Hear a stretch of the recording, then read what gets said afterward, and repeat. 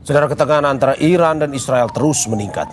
Saling serang antar kedua negara tak terhindarkan. Kerusakan infrastruktur hingga korban jiwa berjatuhan akibat perang kedua negara.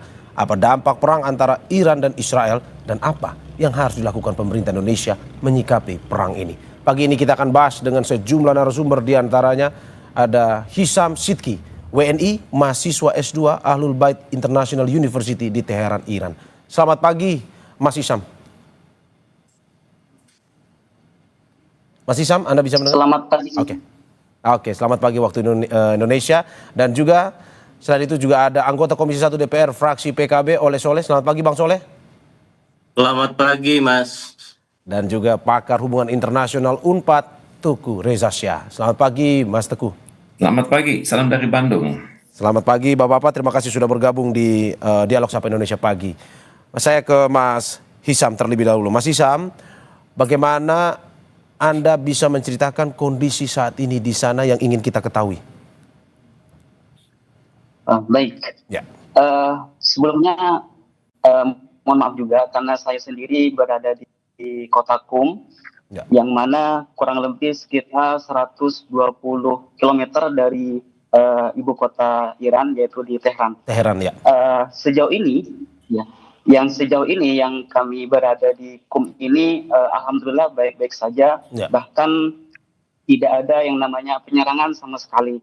Namun kalau di Tehran sendiri masif, yaitu sering terjadi pengeboman. Namun itu terjadi di berbagai kota-kota yang ada di Tehran sendiri. Namun untuk yang ada di Qum sendiri sejauh ini belum ada apa-apa dan aman. Oke. Seperti itu. Oke, berarti Anda mau bilang bahwa serangan ini hanya terjadi di Teheran, sedangkan wilayah yang berada di luar Teheran itu relatif lebih aman atau bagaimana sebenarnya?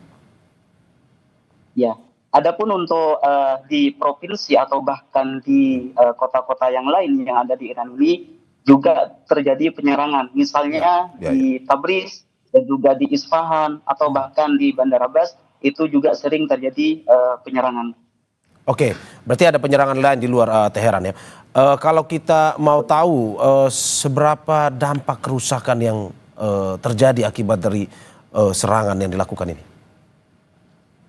Baik, untuk terjadinya penyerangan ini ada beberapa, mungkin yang pernah kita ketahui juga, ada berbagai video-video yang sudah kita perhatikan bahwa ada beberapa gedung-gedung yang sudah dihancur. Dan juga ada studio salah satu TV nasional yang ada di Iran pun juga diserang. Ya. Seperti itu. Oke, Anda bilang tadi bahwa Anda berada ya cukup jauh dari Teheran. Tetapi bagaimana Anda bisa menggambarkan kegentingan itu juga dirasakan oleh warga masyarakat yang berada di luar Teheran atau berada di wilayah yang berada di luar jalur serangan itu? Apakah memang juga merasakan kegentingan yang sama atau bagaimana? Betul. Sebelumnya kami memang mempunyai atau tergabung dalam grup WNI yang ada di Iran ini, dan mana teman-teman atau WNI ini saling mengkabarkan, saling memberitahu bahwa di mana di kota tersebut atau di provinsi tersebut terjadi ledakan atau penyerangan. Nah, di situ dari kami yang ternyata yang ada di Qum misalnya, yang ada di Qum yang aman-nyaman ini pun juga aslinya sangat takut kalau seandainya tiba-tiba terjadi penyerangan. Bahkan teman-teman pun ada yang sampai kumpul dalam satu tempat yang sekiranya di situ merasa aman, saking takutnya terhadap penyerangan ini. Oke. Dari tempat Anda, tadi Anda cerita 100 km, apakah memang dari KJRI sendiri sudah ada info, mungkin tempat Anda yang lumayan berada di wilayah yang lebih relatif aman, apakah menjadi tempat kumpul ataupun juga menjadi tempat bagi ya WNI lain untuk bisa datang dan juga mungkin bisa mengungsi di tempat Anda atau bagaimana? Ya, di kota Qum sendiri salah satu kota yang paling banyak WNI-nya, kurang lebih sekitar 200-an.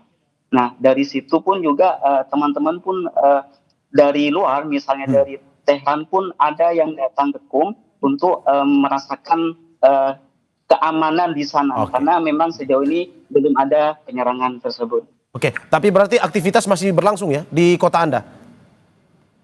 Sekolah, Betul. berkegiatan Bahkan masyarakat? di sini, betul. Di KUM sendiri semuanya normal, semuanya melakukan aktivitas seperti biasanya, dan di jalanan itu ramai, bahkan sekolah, terus kampus juga, dan juga perkantoran tetap seperti biasanya. Oke, tapi apakah ada warning, wanti-wanti dari pemerintah agar mungkin saja masyarakat di kota Anda, warga di kota Anda juga pada akhirnya harus waspada terhadap serangan dari Israel ini? Betul. Bahkan dari salah satu Kementerian Kesehatan pun, dan juga Kementerian Pendidikan, untuk kegiatan pendidikan, kegiatan jam belajar, Ya. itu ditunda dulu sampai kurang lebih 2 mingguan untuk mengantisipasi terjadinya penyerangan. Oke. Mas Isam, tahan dulu sebentar. Saya ke Mas Teguh Reza saya. Mas Teguh, bagaimana Anda melihat kegentingan antara Israel dan juga Iran ini? Apakah ini menurut Anda akan berlangsung lama atau dalam beberapa hari atau beberapa minggu mungkin akan selesai? Sangat sulit menjawab pertanyaan ini. Ya. Hanya bisa dijawab oleh pimpinan tertinggi dari kedua negara. Ya. Tapi setidaknya pemboman yang dilakukan oleh Israel telah membunuh banyak pemimpin militer Iran Ya. dan juga ahli nuklir Iran. Walaupun kejadian berlangsung di bawah putaran ke-6 dari negosiasi nuklir tersebut. Kemudian tampaknya Iran sanggup melakukan kaderisasi kepemimpinan, banyak terjadi pemimpin-pemimpin baru yang sama loyalnya, sama kualitasnya dengan pemimpin yang sebelumnya. Kemudian dampak dari serangan Iran atas Israel juga sangat mematikan. Ya. Kemudian banyak kota-kota dan bandara-bandara yang lumpuh, terutama sekali di Tel Aviv dan Haifa. Antara lain kebanggaan Israel, yakni Weizmann Institute of Science itu di Rehovot, itu sudah luluh lantak. Ya, bagaimanapun juga perang ini sangat menguras energi kedua negara. Kita tidak bisa menilai dampaknya bagi infrastruktur, dampaknya bagi pemerintah kedua negara, dan juga dampaknya bagi peradaban kedua negara tersebut. Namun bagaimanapun juga dunia menolak terjadinya kekerasan perang seperti ini karena yang terlihat adalah superioritas militer masing-masing. Misalnya terlihat Iran itu berhasil menghancurkan pesawat F-35 stealth yang secara teori itu tidak terbaca oleh radar. Dan juga perang ini menunjukkan bahwa Iron Dome Israel, David Sling dan Arrow itu ternyata masih banyak kelemahan. Pada saat yang sama Israel terus menyerang Iran dan juga Iran sudah bersiap untuk itu. Jadi tanpa diplomasi, saya pikir keadaan akan semakin buruk, dan untuk itu kita sangat berharap dari kunjungan Presiden Republik Indonesia, Presiden Prabowo Subianto hari ini berada di Rusia, akan berada di Saint Petersburg. Saya sangat berharap akan terlahir kebijakan-kebijakan strategis. Saya sangat berharap adanya pembagian kerja Indonesia di Majelis Umum dan Rusia di Dewan Keamanan PBB. Anda mau bilang bahwa ini adalah pameran senjata yang dipamerkan oleh Israel dengan korbannya adalah nyawa manusia. Maksud Anda seperti itu?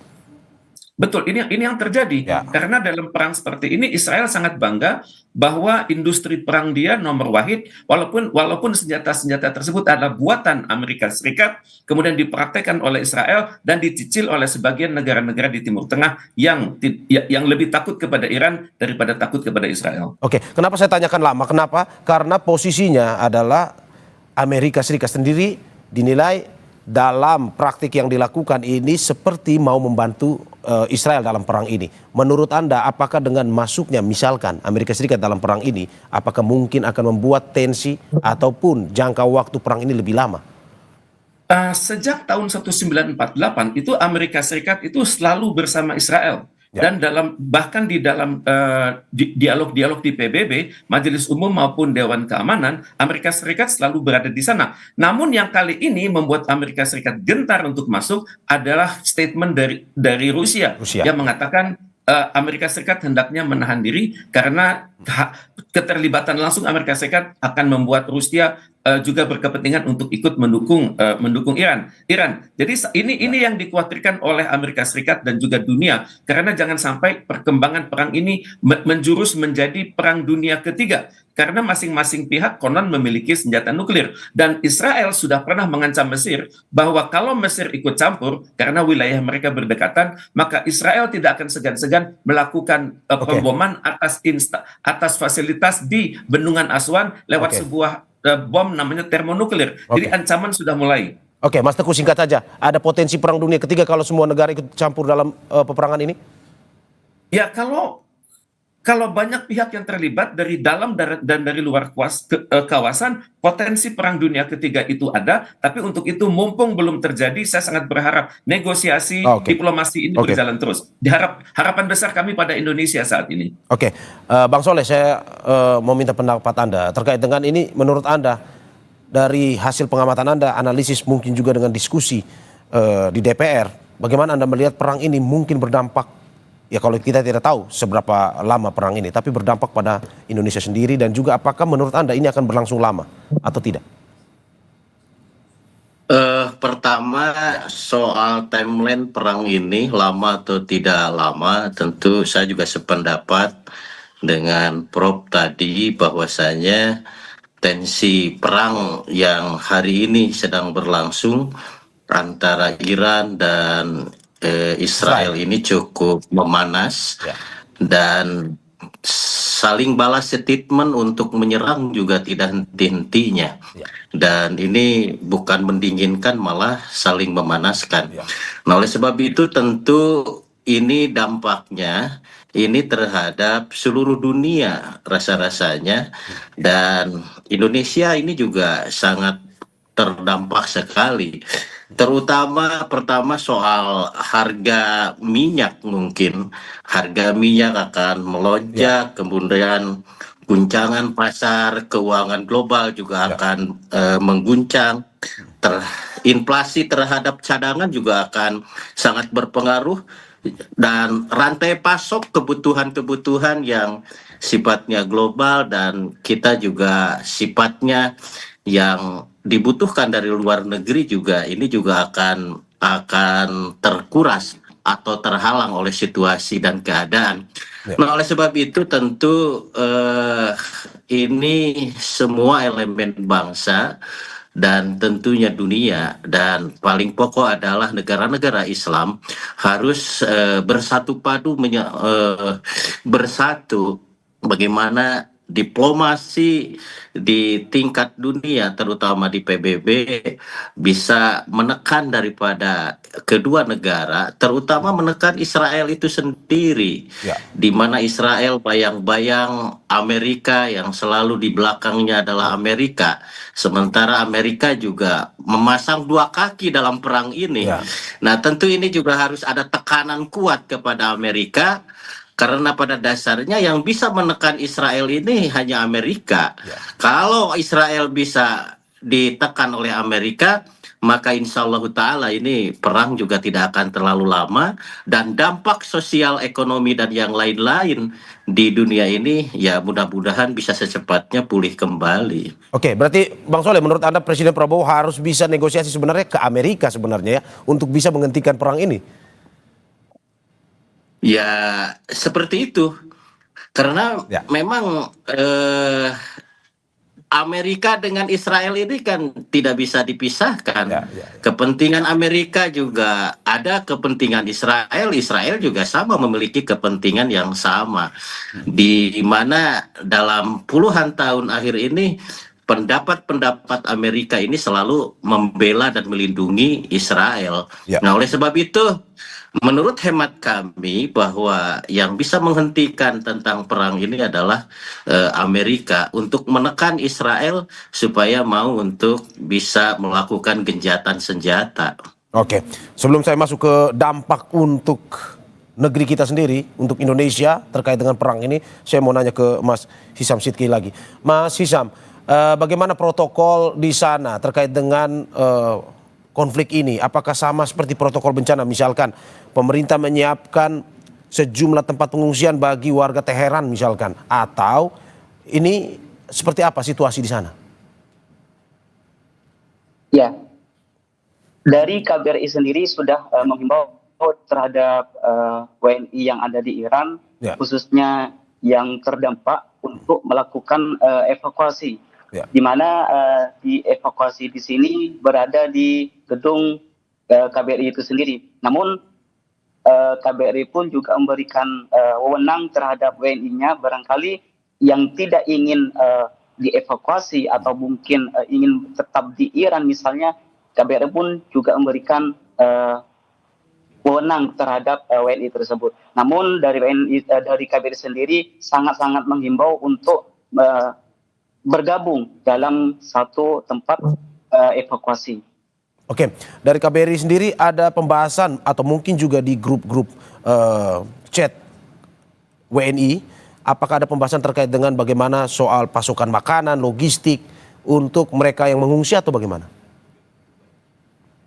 Ya, dari KBRI sendiri pun sudah menyiapkan terhadap pasokan logistik dan juga makanan-makanan yang nantinya akan diberikan kepada WNI yang akan dievakuasi. Oke, berarti sudah ada pembicaraan itu ya terkait dengan pemberian logistik dan segala macam itu ya? Ya. Oke, bagaimana WNI di sana informasinya untuk bisa mencoba mendapatkan informasi untuk bisa berlindung ke KBRI ataupun mungkin bisa mendapatkan tempat-tempat pengungsian jika mereka belum tahu misalkan. Bagaimana mendapatkan informasi itu untuk WNI di sana? Ya, dari KBRI sendiri sudah dari jauh-jauh hari itu sudah mendata.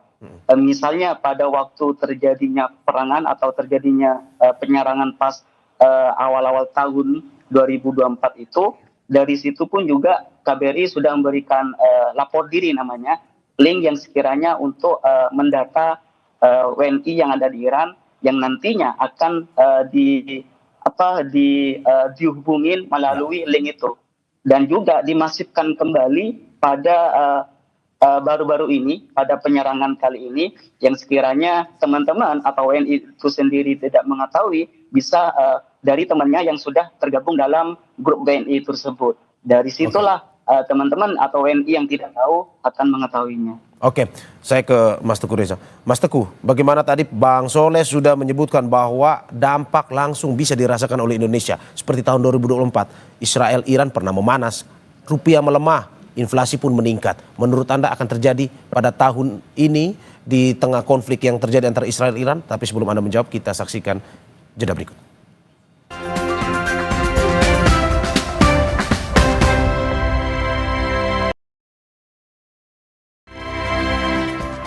Terima kasih masih di Sapa Indonesia Pagi, saudara. Bersama saya Mario Saron dan sejumlah narasumber saya ada Hisam Sidki, WNI mahasiswa S2 Alul Bait International University di Teheran, Iran, dan juga anggota Komisi 1 DPR fraksi PKB Oleh Soleh, serta pakar hubungan internasional UNPAD Teguh Reza Shah. Saya kembali ke Mas Teguh. Mas Teguh, bagaimana Anda melihat tahun 2024 Israel-Iran pernah berkonflik juga dan akhirnya mempengaruhi langsung ke Indonesia, termasuk sektor ekonomi, di mana pada tahun itu rupiah melemah, pertumbuhan ekonomi terhambat dan mencuatnya inflasi. Menurut Anda apakah akan terjadi juga di tahun ini dalam skala yang lebih panjang atau bagaimana?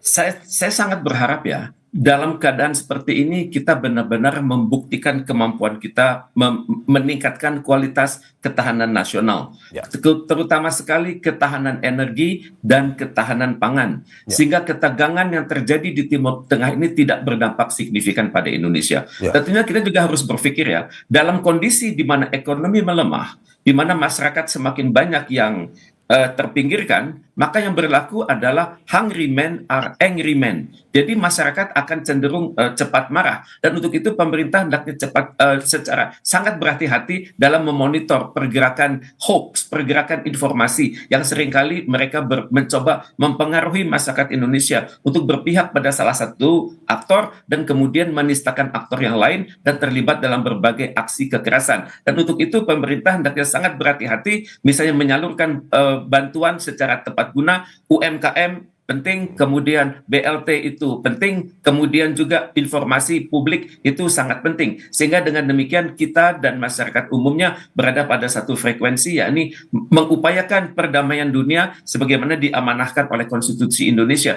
Perihal ekonomi yang memburuk ini adalah suatu keadaan yang terjadi di seluruh dunia, tapi dalam pandangan saya, kementerian teknis Indonesia sudah memiliki berbagai skenario seperti bagaimana kalau US dollar semakin kuat dan rupiah semakin melemah, kemudian harga-harga minyak dan energi dunia terus menaik. Saya sangat berharap pemerintah berhati-hati dalam menjaga fiskal, dan kemudian sangat berharap pemerintah itu benar-benar memelihara kestabilan di dalam negeri, karena kestabilan yang tinggi itu akan menentukan kemampuan kita melakukan rencana-rencana perdamaian di dunia. Seperti kita lihat bersama, pemerintah Iran sangat mengharapkan peran serta Indonesia, karena dalam kondisi sulit seperti ini tidak banyak negara yang memiliki kredibilitas tinggi selain Indonesia untuk melakukan terobosan-terobosan. Kita memiliki mitra yang sangat banyak di kerjasama Selatan-Selatan, di gerakan non-blok, di organisasi konferensi Islam, dan kita mendapat banyak simpati dari negara-negara Liga Arab. Jadi tampaknya sekaranglah saat yang tepat bagi Indonesia untuk benar-benar berkoordinasi dengan Perserikatan Bangsa-Bangsa untuk mengupayakan agar tercipta resolusi yang sangat menyejukkan hati ini. Saya ke Bang Soleh. Bang Soleh, pemerintah kemarin melihat bahwa akibat dari perang ini ada sektor manufaktur yang bisa terdampak. Harga minyak ditakutkan melambung tinggi. Menurut Anda, apa yang bisa dilakukan Indonesia, terutama dari sektor-sektor yang penyangga ekonomi negeri ini? Tentu Indonesia harus melakukan inovasi. Bagaimana Indonesia melalui pemerintah, Pak Presiden beserta para menteri sebagai pembantunya untuk melakukan kompromi ataupun melakukan dialog-dialog dengan negara-negara yang lain. Bagaimana ketergantungan minyak dari Timur Tengah bisa ditambal dari negara-negara lain. Begitu juga manufaktur, misalkan yang dari negara-negara Eropa, negara-negara Timur Tengah juga bisa ditambal dari negara-negara yang lain. Dan tentu ini harus secepat mungkin, dan tentu perang Timur Tengah ini menjadi alarm untuk bagaimana Indonesia bersiap diri dalam berbagai hal, baik itu dalam pertahanan, dalam penguatan energi, penguatan pangan, dan yang lain-lain. Dan tentu Pak Presiden memiliki sebuah strategi di mana tadi bahwa Indonesia dengan konsep non-bloknya ini, Indonesia akan masuk ke seluruh negara-negara di berbagai belahan dunia. Karena pada dasarnya Indonesia tidak memiliki musuh dalam hal ini. Tadi juga Prof sampaikan bahwa Indonesia sangat dekat, Indonesia juga sangat diterima oleh seluruh dunia, sehingga tidak cukup sulit ketika untuk mendapatkan sesuatu hal yang diperlukan oleh Indonesia, maka akan mudah sekali didapat. Yang paling penting adalah bagaimana Indonesia tetap bisa bertahan dalam keadaan situasi yang tidak menentu seperti ini. Ya, Bang Soleh, termasuk menurut Anda Indonesia pun juga harus mengembangkan atau memanfaatkan sumber daya dalam negeri sendiri untuk pada akhirnya tidak bergantung dari negara lain, sehingga ketika terjadi konflik atau situasi seperti ini, ya Indonesia tidak terlalu berdampak. Maksudnya seperti itu ya? Otomatis, maka energi terbarukan ini harus segera diseriuskan. Bagaimana agar energi hijau ini betul-betul menjadi sebuah program prioritas dalam rangka ketahanan energi tadi. Bahwasanya alhamdulillah di Indonesia banyak sumber energi terbarukan seperti minyak sawit yang bisa dijadikan minyak, energi, dan yang lain-lain. Nah, ini tinggal bagaimana ini roadmap ke depan. Ketahanan energi dan ketahanan pangan tentunya ini harus dimulai dari sekarang. Bagaimana Indonesia betul-betul harus siap dalam kondisi apapun menghadapi situasi global yang tidak menentu ini. Oke, saya ke Mas Teguh lagi. Mas Teguh, bagaimana Anda melihat kemarin Duta Besar Iran untuk Indonesia mengatakan bahwa butuh Indonesia untuk dalam permasalahan Iran Israel ini. Pun juga dia mengatakan menyampaikan pesan dari Presiden Iran yang mengundang Presiden Prabowo Subianto untuk datang langsung ke Iran untuk berkomunikasi, berdialog terkait dengan permasalahan ini. Menurut Anda, apakah memang ini bisa kita katakan posisi Presiden itu dan juga Indonesia ini memiliki daya tawar tinggi dalam konflik ini, dan apa yang harus dilakukan Indonesia? Tepat sekali. Kita pertama menghargai ya itikat baik dari pemerintah Iran untuk mengundang Indonesia. Tentunya yang diundang ini adalah Indonesia sebagai suatu bangsa, Indonesia sebagai suatu pemerintahan yang sangat demokratis, dan Indonesia memiliki kredibilitas global.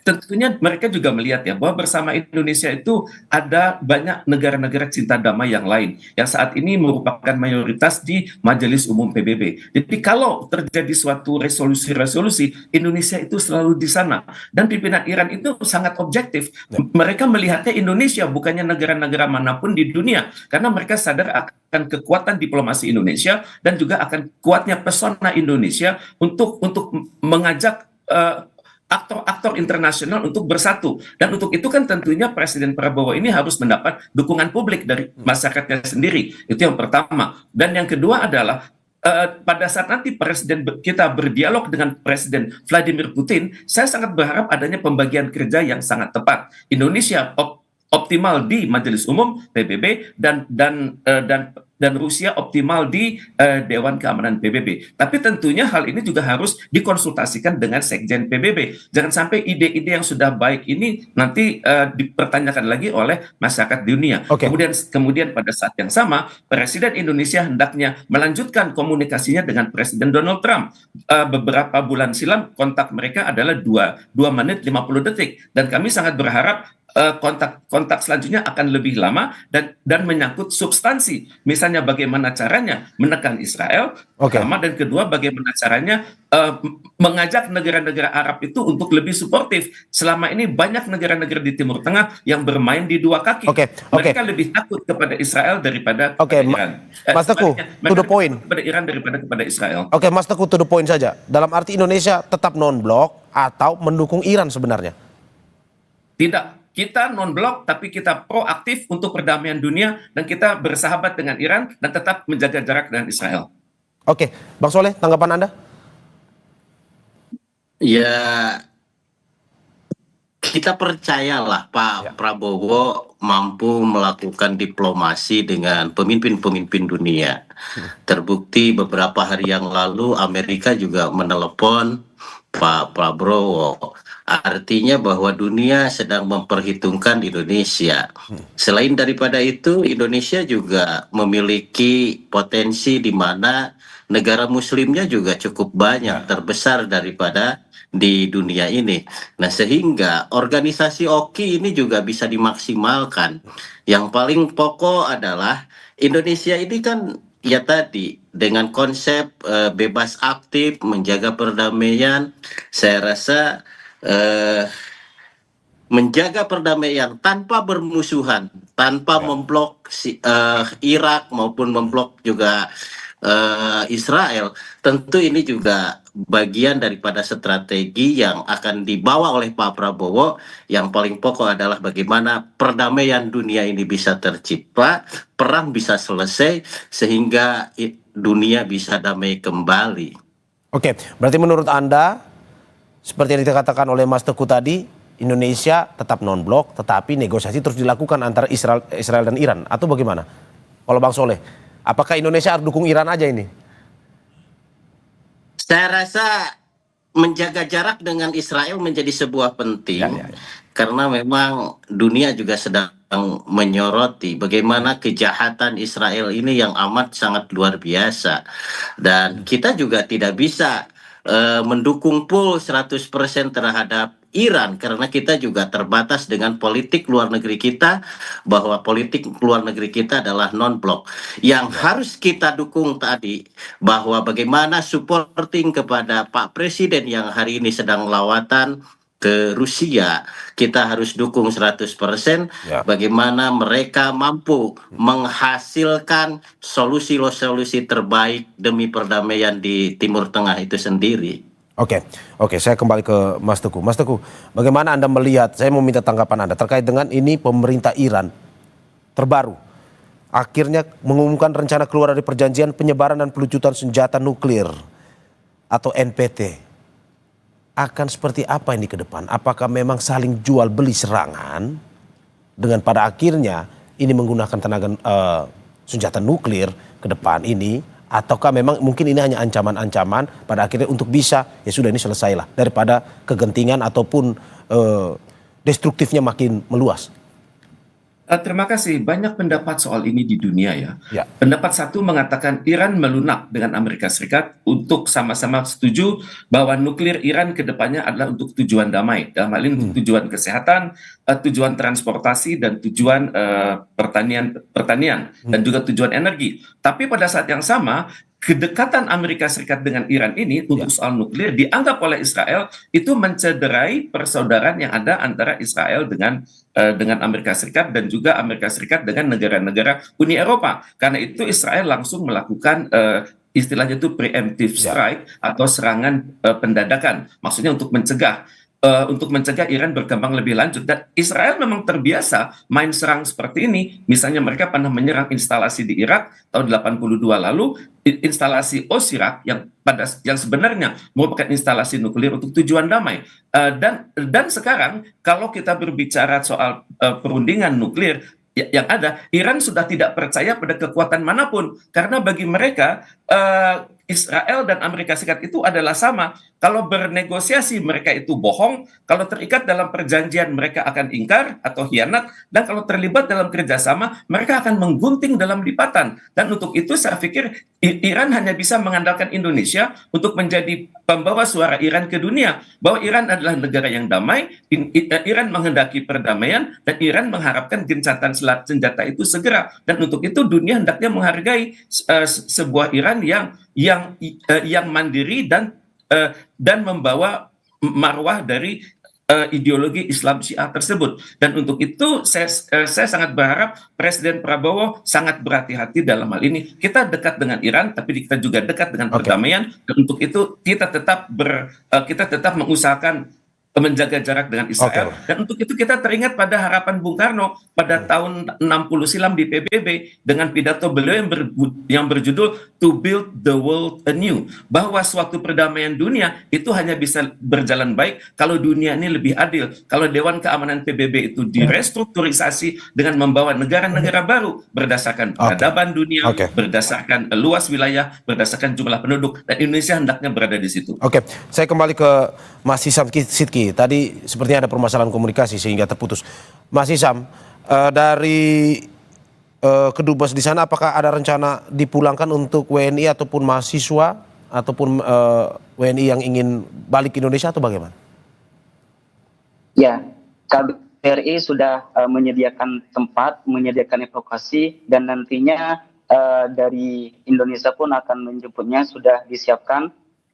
Namun itu tadi kendalanya dari teman-teman atau dari WNI yang jalurnya sangat jauh ya, misalnya dari Isfahan atau Mashhad atau bahkan dari Bandar Abbas, itu pun juga harus menunggu lama seperti itu. Namun dari KBRI pun juga tetap menunggu dari WNI ini yang sekiranya nanti ingin dievakuasi dan dipulangkan ke Indonesia. Dan ya kita harapkan ya warga negara Indonesia yang berada di sana selalu baik-baik saja ya Mas ya. Dari informasi yang mungkin Anda dapatkan baik itu dari KBRI maupun juga dari komunikasi yang dibangun, jaringan komunikasi yang terjadi antara WNI di sana. Saya ke Bang Soleh. Bang Soleh, dalam arti bahwa tadi kita sudah banyak berbicara terkait dengan posisi Indonesia yang berada di tengah antara Israel dan Iran. Dalam arti bahwa undangan Presiden Iran untuk Presiden Prabowo Subianto ini harus disikapi seperti apa dan negosiasi seperti apa yang perlu dibawa oleh Presiden Prabowo Subianto untuk Presiden Iran?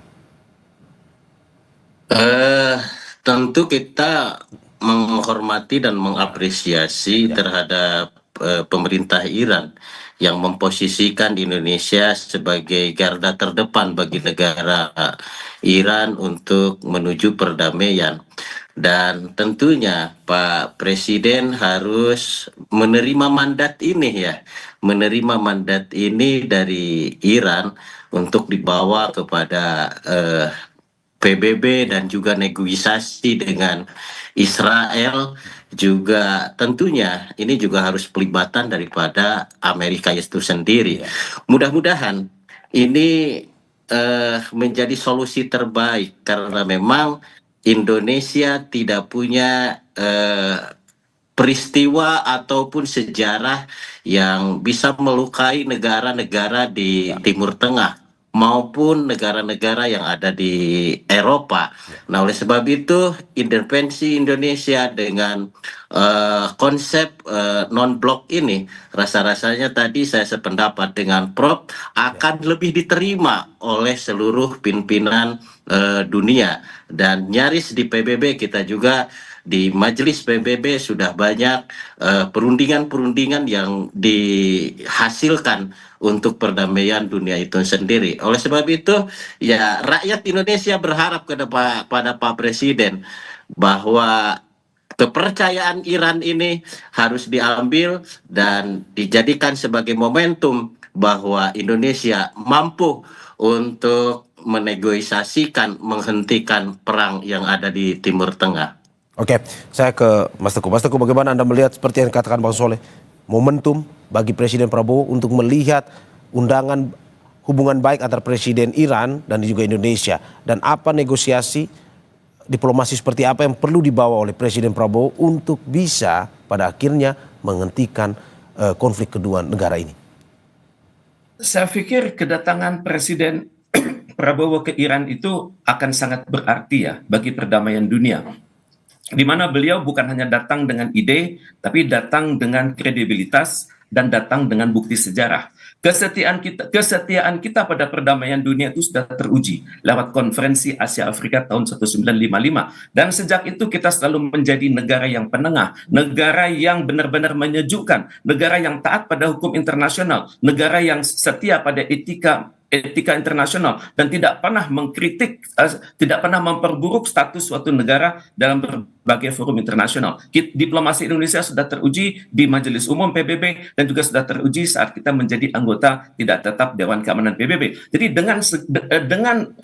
dengan kombinasi kekuatan moral, kekuatan psikologis dan kredibilitas ini, saya yakin Presiden kita akan mendapat pesan-pesan khusus dari pimpinan spiritual Iran dan juga pimpinan kenegaraan di Iran, bahwa justru pesan inilah yang hendaknya dikonsultasikan kembali kepada Sekjen PBB dan juga kepada negara-negara di Dewan Keamanan PBB. Karena sekaranglah saat yang sangat tepat bagi Indonesia untuk membuktikan bahwa kita adalah negara yang setia pada perdamaian, negara yang setia dengan konstitusi Undang-Undang Dasar Negara Republik Indonesia tahun 1945 yang bertanggung jawab atas terpeliharanya perdamaian di dunia. Dan untuk itu berdasarkan semua kontak antara PBB, Iran dan juga Amerika Serikat, saya sangat berharap akan ada suatu terobosan yang menghentikan perang di Timur Tengah ini. Dan kalau ini berhasil, tidak mustahil Presiden Prabowo akan mendapat Nobel perdamaian dalam waktu segera.